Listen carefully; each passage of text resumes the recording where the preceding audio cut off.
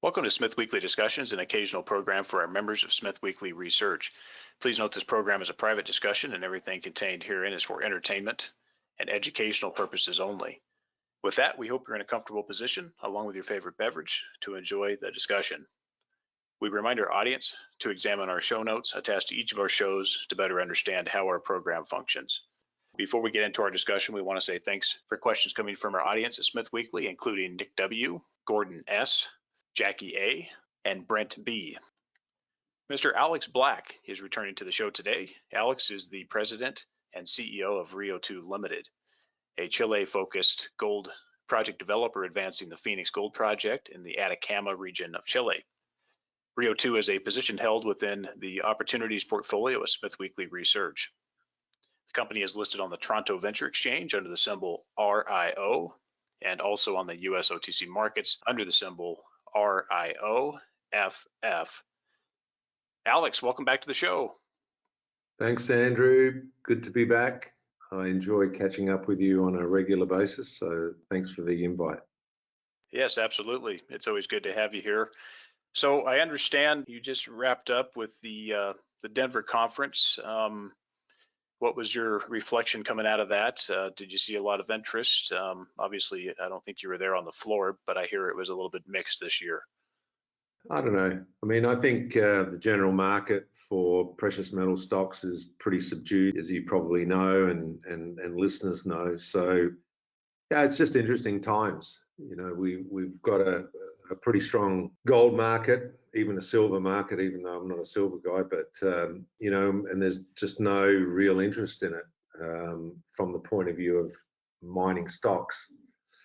And the general feeling I got from a lot of people that I spoke to at the conference, and when I say people, I mean, you know, investors and funds and etc., is that, you know, there's a lot of damaged and jaded people, you know, from past disasters. And, you know, here we are, a junior that's fully funded to production going into the construction phase. It's like, you know, everybody is just treading on eggshells around us, wondering whether we're going to get there and whether when we come out the other end, we're going to deliver as we say we're going to. So quite interesting that there's been a lot of damage done in the past that's still stuck in people's minds about the performance of the sector. That's unfortunate. I guess maybe generational change will change that, but there's still some people with memories of disasters of the past.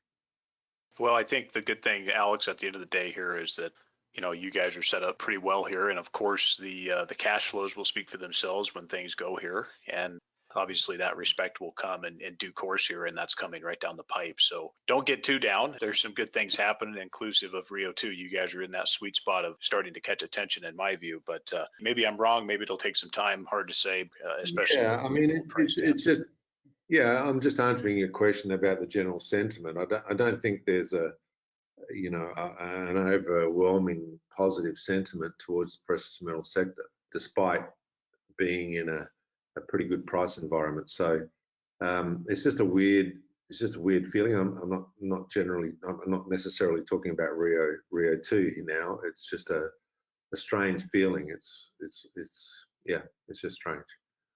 So any thoughts here on the gold price? Comments here, other than we know it works well for the Fenix project. Obviously, it works pretty well. Good on you, Andrew, because everybody asked me about what's happening with the share price, what's happening with the gold price, what's happening with politics in Chile, what's happening.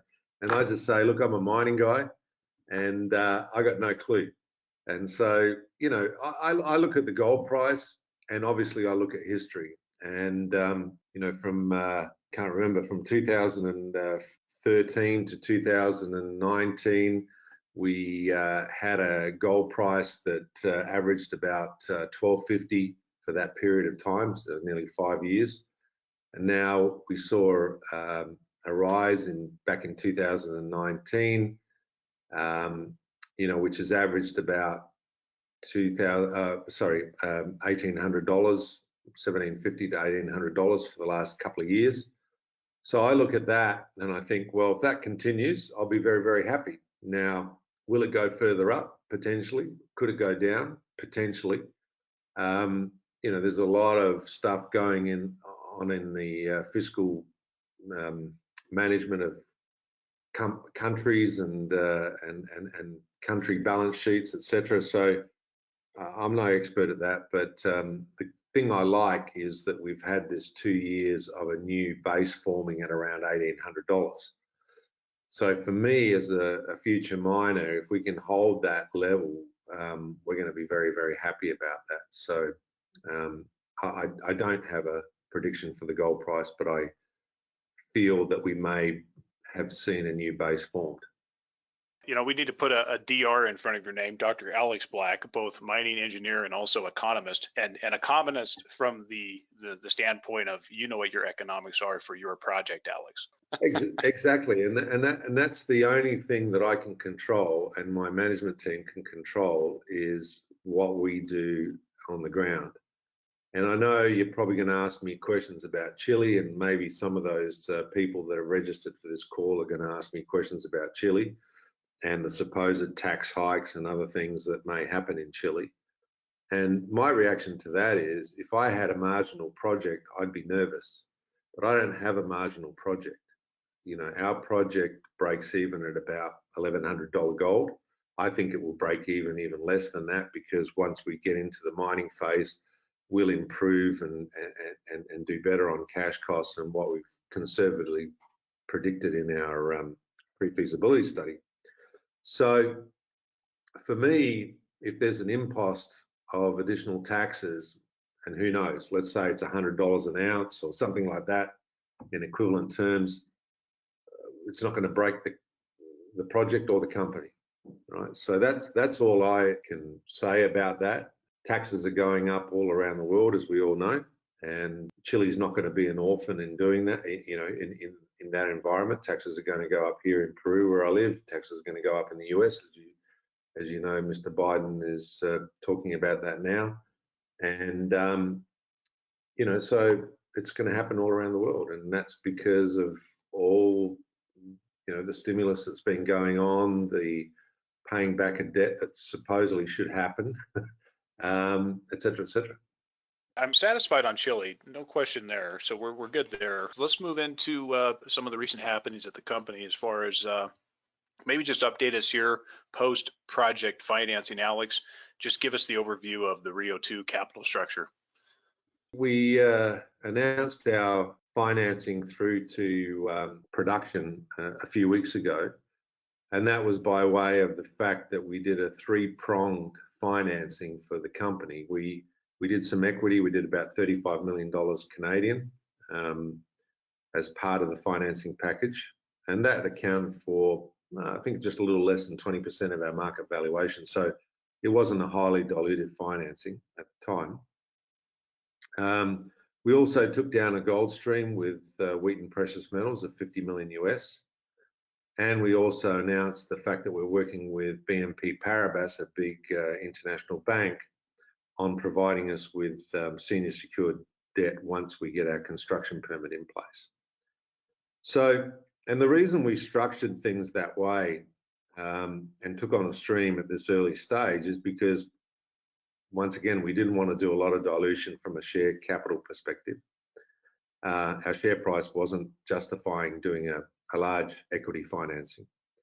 And also the fact that we want to do a lot of pre-construction work activity prior to getting our construction permit in about August next year. So the easiest way of doing that was to convince a group like Wheaton Precious Metals to give us some money now, and they're going to give us half of that $50 million on signing of definitive agreements, which will happen in the next few weeks.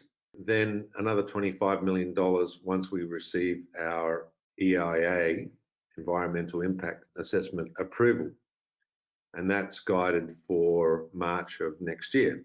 So once you get your EIA approved, then it's about 3 or 4 months of papering and you get your construction permit. So that's why we're predicting about August next year we'll have our construction permit. But what we intend to do with the money from Wheaton and also this equity that we've raised is to get a jump on construction. And the reason we can do that is that we've got what we call an infrastructure site about 20 kilometres away from the mine site. And it's located on the main road at the turn-off to our mine site. It's at 3,200 metres above sea level, so it's at an elevation where you can work and sleep and operate relatively well without too many effects of altitude. It's there that we'll use that infrastructure site as a staging point for the fabrication of the project, of the plant components, etc., that will then be transported up to the mine site, 20 kilometres away, so not far away, and assembled once we have our construction permit in place. So our construction permit, by pure definition, is really an assembly permit. And also, we've been able to very well understand the permitting regime in Chile and the processes you've got to go through. And there are certain things, because we started permitting this project when we filed the EIA in April last year.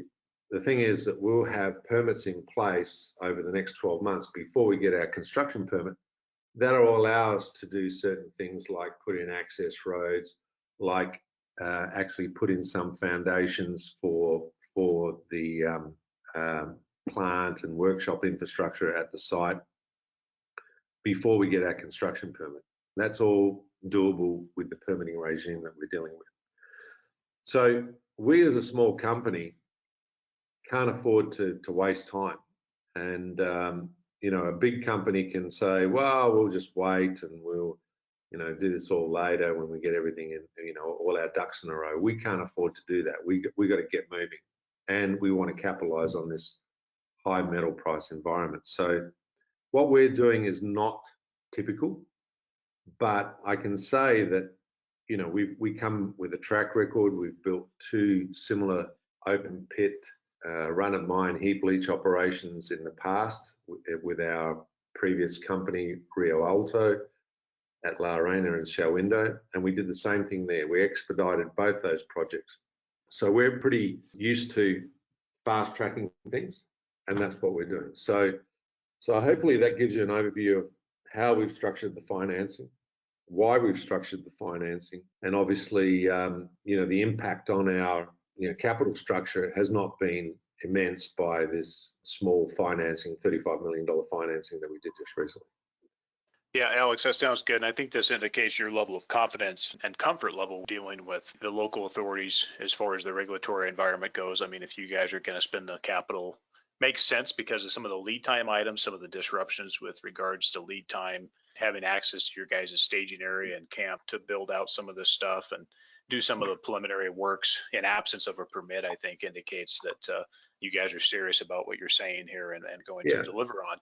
Let me ask you this, with the project financing done, another confidence question here, and I think it's pretty easy for you to answer.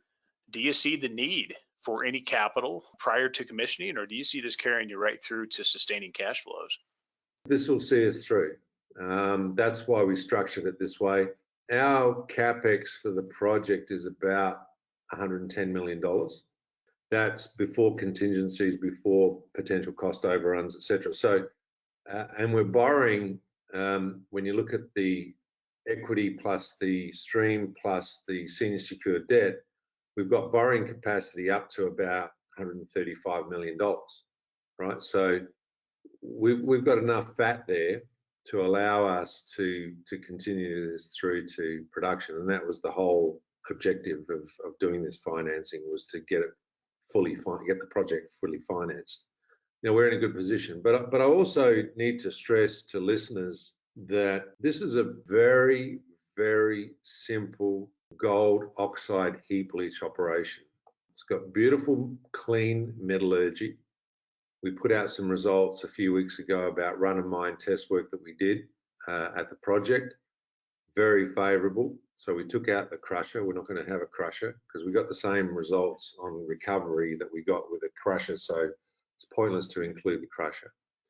That means we don't double handle the material. It goes straight from the pit to the leach pad. That's simplicity. We don't have conveyors. We don't have the need for agglomeration because there's no fines, there's no clays in this material. And so it's a very straightforward heap leach operation, and it's really an earth moving exercise from the pit to the pad, pit, pad, pit, pad. And let me tell you, if you're working at altitude, keeping things simple is the best way you can go, because obviously working at altitude does impact the thought process and alertness and all that sort of stuff. So the simpler you can make it, the better you can be. The other thing is, because of the simplicity, the plant is very simple. It's an ADR plant, adsorption, desorption. What is that? That is a plant that is comprised of pipes, tanks, and pumps. That's the simple configuration of the process plant. There's no complex machinery, no crushers, no grinders, no nothing. So that's the other beautiful thing. And the other thing is, when we produce gold, we do that in a heap leach pad, and there are no tailings, right? Because we're not producing any concentrates. We're not producing, a residue that's going to be left over, as is the case with a tailings operation. So we've got a very simple operation, and it's unique in that Maricunga region. There's nothing like it in the Maricunga region from the point of view of pure gold oxide heap leach. So people just need to be aware of that. Alex, with regards to, so next year, permit in hand, probably somewhere around 3Q 2022. Yeah. Talk about the milestones thereafter, ramp up commissioning. Well, once again, going back to what I said before about the fact that we'll be assembling once we get that construction permit, we feel today, as we're predicting today, and that's all we can do, is that we'll be producing first gold around the end of next year. Right now, whether that's just before year end or just after year end, I'm not 100% sure, but it's going to be around year end. So that's pretty quick, right? Wow. And that just shows you how we're thinking about getting a jump on a lot of the pre-production activities to allow us to do that. But because we've got a simple project, it's doable, right? It is achievable. And people have asked me what's my biggest concern going forward. And really, the only thing that really worries me is the unknown impact of COVID going forward, right? Because COVID has been devastating down here in LATAM, in Peru, in Chile, in lots of Latin American countries. I don't know if we're going to have another wave of this virus. I don't know if that's going to, because Chile has, been pretty conservative. It's just recently opened up its borders to foreigners. So, it's just don't know what that's going to do. And so what impact could COVID have on us is really a time impact, not really a financial impact, because I think we understand how we're going to manage through that, but it really will be a time impact. So hopefully, yep. and as we're thinking today, it's the end of next year, first production. Well, that sounds good, and keep those long lead items on order and coming in quickly. And if everything goes to plan and you guys get up as anticipated, up to capacity as anticipated, how quickly do you see that you're going to pull the trigger potentially on an expansion based on everything going well? Yeah, okay, well, that's a good question. Unfortunately, we can't expand the project until we find additional water. Right now, we're water constrained, and as everybody knows, we're trucking the water from Copiapó to the project. We're in the middle of the EIA review and observation process. I can tell everybody, nobody, not one person from a local perspective has raised any issue about us trucking the water to the project. So just so everybody's clear on that. But from an economic standpoint and from an operational standpoint, the maximum we can do is 20,000 tonnes a day of water pad, which will require the flow of about 25 litres a second, which is what we're going to do with the trucks bringing up the water from Copiapó. So to expand the project, we're going to have to find more water, and we're working on that now. So we believe there's the opportunity to secure subsurface water closer to the project that will, if we're successful in getting that, first you've got to apply for water rights, and the second thing is you've got to permit those water rights in Chile. If we can get those water rights permitted, we'll build a pipe from the water wells that we've identified, and then pipe the water to the project. Now, what can this project grow to? with additional water, it can grow to 4 or 5 times the size of it currently is configured at, which means not 20,000 tonnes a day, but 80 to 100,000 tonnes a day.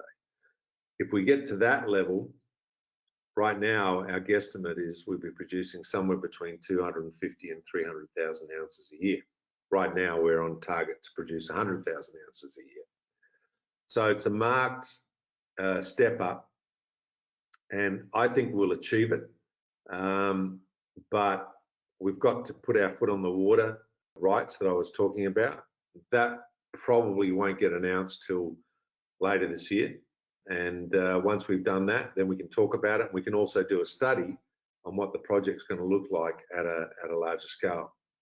So yeah, this project is expandable, but it depends on water. And with cash flows coming in there, Alex, I suspect you guys will get probably right to work on the study part of it and start chipping away at some of those additional options, inclusive of, pipelines and these other. Good thing is we're cash flowing. At that point, we're cash flowing, and a lot of the expansion capital can be self-funded. And having BMP Paribas as our primary bank lender, the reason they're lending to us is because they realize the expansion potential of this project and the fact that it could generate more business for them, right? And so we've got the right partners. And I think, having BMP and Wheaton Precious Metals as partners goes a long way to validating our project, validating Chile, because those guys are not afraid to invest in Chile. So it bodes well for the future. Recently, you guys had a note that came out that says, the company and Sixth Wave signed up together and are looking at some processing technology. Can you just tell the audience a little bit about that and what it does for you?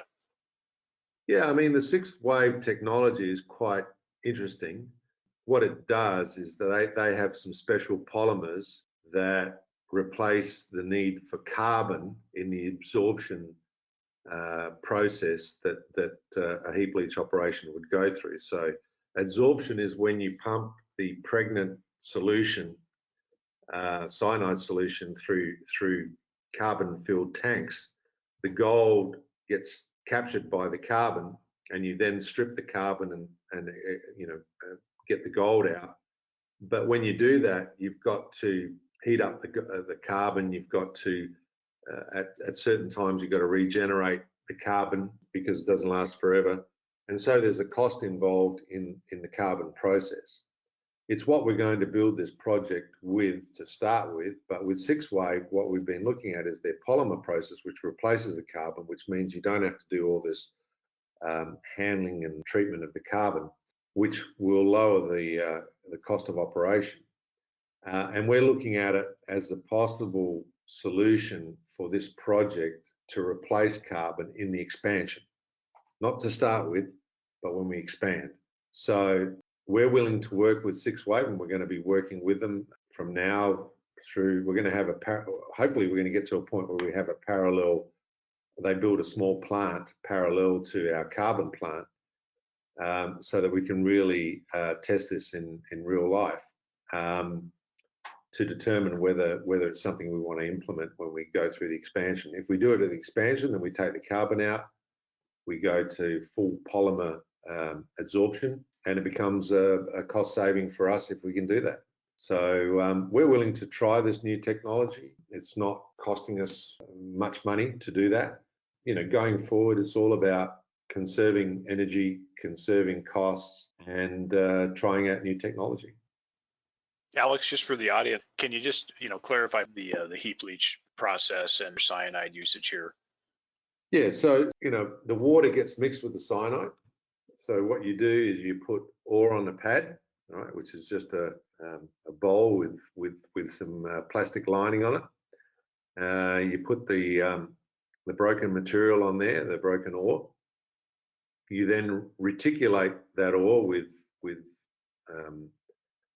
piping. So you put a network of piping on the top of the pad. In our case, it'll be below the surface of the pad because of the cold conditions that we're working in, but that's fine. It'll be probably buried a meter under the surface of the pad. And you irrigate the pad with a solution of water and cyanide. Right? The cyanide's in liquid form. So that cyanide dribbles through the pad, and as it goes, it collects the gold, and the gold sticks to the cyanide. That's why you do it with cyanide. The good thing about what we do is we run a closed circuit, which means we don't pump any of that cyanide or water into the environment. It always stays in the circuit. And the only way we lose it is by evaporation, which is the water side. Obviously, cyanide doesn't evaporate. And so it's a closed circuit. It's very safe. We operate to strict codes and strict rules as far as environmental management is concerned.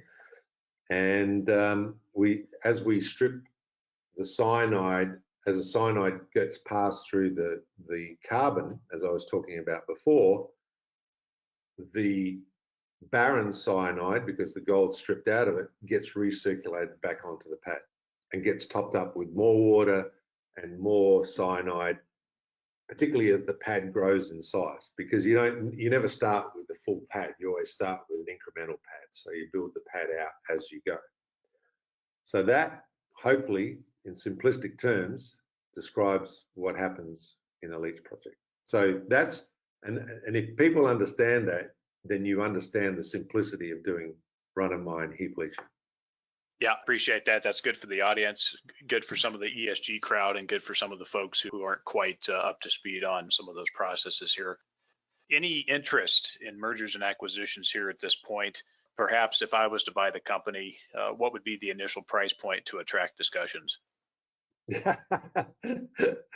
Everything's for sale at the right price, right? No, look, I mean, we are quite keen to be a part of consolidation in the junior sector. I think I've said it in a lot of discussions I've had with you. You know, one asset companies not really that attractive to a lot of people because all your eggs are in one basket. So we've been active looking at opportunities. Are people active looking at us? Not yet. You know, maybe that'll start once we get closer to the end point. But no, I think before anybody potentially gets interested in taking us out, we will have possibly done something ourselves, but on a smaller scale, right? And diversifying our asset base. So, but there's a lot of things that go into that. You know, we've just done a financing at 65 cents and our share price is struggling to get over that 65-cent hurdle. I don't know why, but once again, that's just the sentiment in the market right now. You know, we don't really have the currency right now to do something, but we're looking at things. We're always looking at things. And if the right opportunity comes along and it's the right time, we'll pull a trigger. Yeah, I think the circumstances will change a little bit here as you guys get closer. Certainly once that milestone of the permit in hand obviously comes in, I think you guys will be in a situation where cash flows are close and the equity price will be much higher there to potentially look at maybe a pipeline there. Even with this project expansion, Alex, I mean, you guys, it's not like you don't have time on your side here with that expansion and so forth coming down the pipe. Certainly no rush. I mean, we're not compelled to expand. If we keep this project going at 20,000 tons a day at the current metal price, it's got a mine life of 32 years, which is ridiculous, right? Obviously, that's not optimal, and that's why we're looking at expanding. So, yeah, time's on our side. And even if we just kept trundling along at 20,000 tons a day at 100,000 ounces a year at a break-even cost of $1,100 an ounce, we're going to be coining a lot of money, right, along the way. So that's what it's all about. Absolutely. How about listing upgrades, Alex? TSX and beyond, perhaps any changes on that front?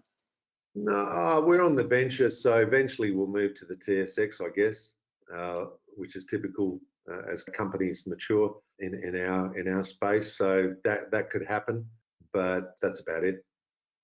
Okay, no, that sounds good. And on the ESG front, local community work, anything you want to point out on that, on those initiatives here?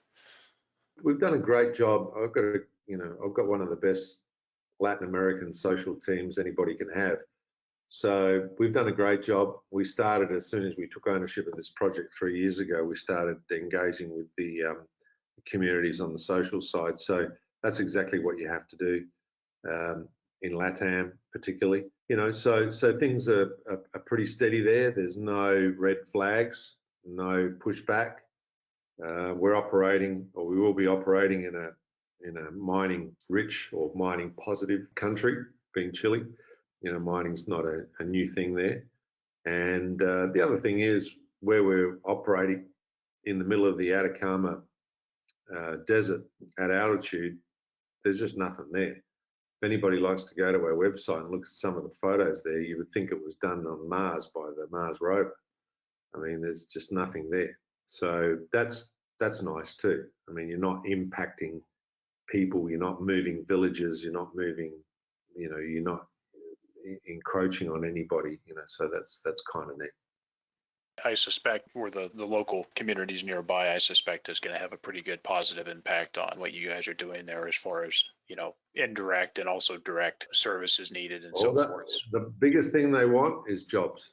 Yep. They just want jobs, and for as long as possible. So that's the thing. If you can show a long life project, I believe that the support will be there along the way. Well, Alex, for potential investors, including both sophisticated and unsophisticated, Rio2 stands at about 155 million Canadian market cap here. What would you say to those who are on the sidelines listening about the promises of this company? Well, look, I've said this in a couple of interviews that I've done recently. Rio2 is an investment. It's for people who want to invest their money, not trade and make a quick 30% in the next 3 months or 6 months because the gold price is going to go up or something like that. We're a real company. We're building a gold mine. We're one of probably a handful of companies that will be building a gold mine in the next few years, listed in Canada. And you've got to be patient. So if you're willing to invest money in this company and sit on it for the next couple of years, 2 or 3 years, I think you'll do well. But if you're not prepared to do that, then we're not a company for your money. That's all I can say.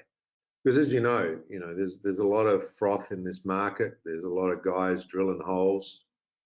And let me tell you, a drill hole doesn't make an ore body, doesn't make a mine. But it certainly does excite people, particularly on Twitter and other places and social media.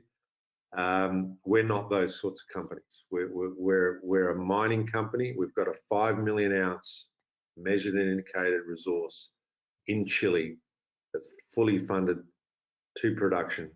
Production will happen in about 18 months, and you got to be prepared to sit on your investment. So for those who are willing to do that, yeah, take a look. And Alex, best way for interested parties to reach out? Yeah, I'm always contactable. So my email address is alex.black@rio2.com. alex.black@rio2.com. So if anybody wants to ask me any questions, you can find me in that way. I usually answer pretty quickly. And the other place I'm active is on Twitter, and I'm there as Alex Black. I'm not under some fictitious name where a lot of people hide. I'm actually there as a real person. Happy to correspond with people there as well. Always a pleasure, my friend. Stay the course at Rio2, and we're looking forward to continued value creation here soon. Yeah, no, I think this is good because, as I said to you before, we're one of the few companies that will be building a mine in the next few years. So this is good for people to watch and see the sort of gestation period for a company like us to go from where we are now and where we were 3 years ago to where we'll be at the end of next year. People can pick up a lot of points from what happened during that time for a company like us. And then when they look at something similar, they can say, well, that took Rio2 5 years to get from that point to the end point. So I guess that's probably the typical sort of time frame, and these are the bumps they went through, and I guess that's the typical sort of bumps we can expect, and et cetera, et cetera. So I think it's a good case study for a lot of people, because most junior companies out there are just drilling holes and they'll never build a mine. So that's the difference. Let's chat again soon, and in the meantime, stay well, keep up the progress. You too, Andrew, and thanks very much for taking the time to include me in this. And it'll be fun to watch us progress over the next 18 months.